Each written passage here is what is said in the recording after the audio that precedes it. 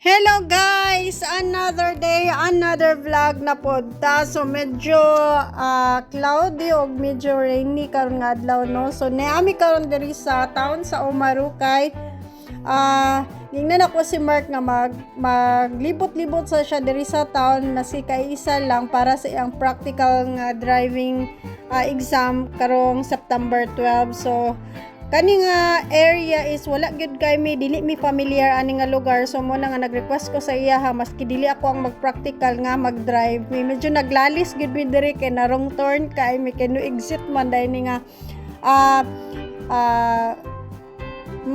dala na among nasudla no, so namodyo nabulol ko, so nibalik mi dito sa kanang sentro gid diri sa Omaru. So mula ni ang kanang view diri sa Omaru, dili siya crowded, then wala kay sakyanan karon kay buntag pa ni siya nga panahon pag-adto namo, so nigibalikan namo ni diri nga area. But sorry pasensya kay guys kay wala ko na familiar o dili ko familiar ani mga pangalan sa ilang mga lugar diri, basta mo ni siya ang view diri sa Omaru sa ilang town diri.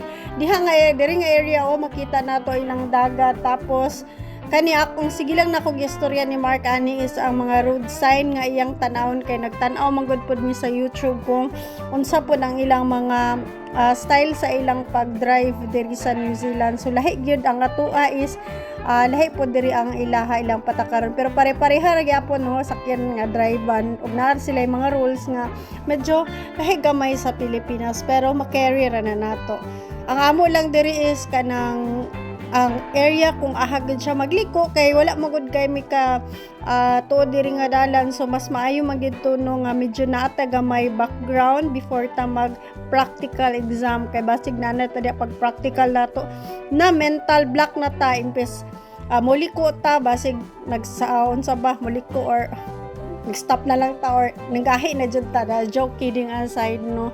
Lahi man ko diri kay kasagara mabagsakan sa mga practical exam daw diri is kanang pagliko bitaw no sa intersection nga dili bitaw mag-stop gyud nga fully stop. Isa po daw na siya sa mga gakabagsakan gid diri sa practical exam. Mura po na ang nabala nako char. Mga chismis sa ubang nag-practical na kuno nga naka-experience og jogsack. So kaya na ila man ang na-experience dapat ato na siyang likayan. So diri nga area gamay ka ilang roundabout diri no.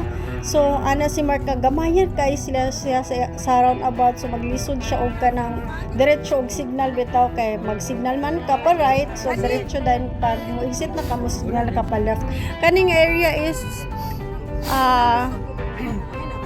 diri ni sa mga kanang murag nabi tay mga old building diri dapit sa Omaru. Pasensya gid kay guys kay dili gid nako isa-isa ang mga lugar diri kay dili gid ko familiar diri. Sige mig labay diri kay kanang mag-grocery pero dili ko familiar sa pangalan diri sa mga lugar o sa mga building nila. Diri nga side na sila mga takeaways diri sa McDonald's no. Sa McDonald's dili kay mi kakaon kay wala sila rice o wala po sila chicken nga pareha sa ato sa Pilipinas. So kasagara sa KFC lang gid mi. So diri ilang mga building po diri na sila mga old building bitaw nga mga kanang Victorian kay kanang tsada siya tanawon pang aura-aura pang picture guild. So nani lang ang ilang lugar wala kay sakyanan pero napoy time nga kanang daghan gid pud kay siya og sakyanan, napoy time nga pareha lang inani nga murag kanang peaceful lang bitaw. Then kaning area first time pod ni namo siya naagian, so amo na lang pud giagian kay basig pa agi pod siya diri at least naa siya gamay nga background.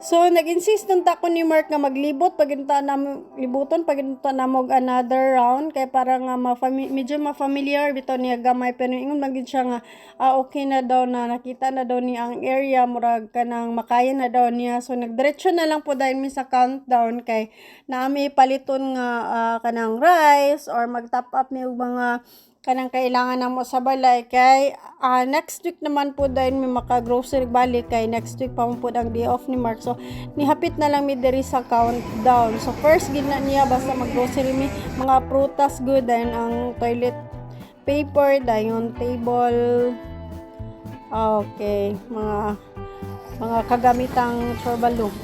Then nagpalit din yung Japanese noodles and jasmine rice. I-try namo ni nga jasmine rice from Vietnam.